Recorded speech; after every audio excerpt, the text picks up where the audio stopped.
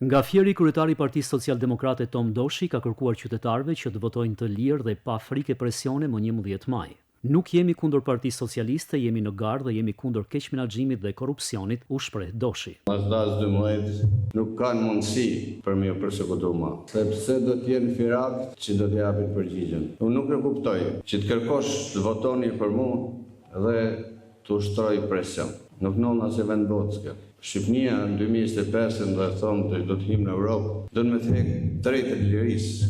Liria është vota dhe këta menojnë se do t'i marrin me presion. Nuk jena kundër PS-s, jena në garë, jena kundër menaxhimit dhe korrupsionit. Të mënohen sa donë, të blejnë vota, të bajnë presione, të heqin prej punën, nuk ka më. Kreu i Partisë Socialdemokrate Tom Doshi deklaroi se pas 11 majit nuk do të ketë mazhorancë pas socialdemokratët. Ne do të jena një forcë mas 12 majit që pa ne nuk ka mazhorancë. Unë nuk më ik elektorati. Elektoratin e kam besnik.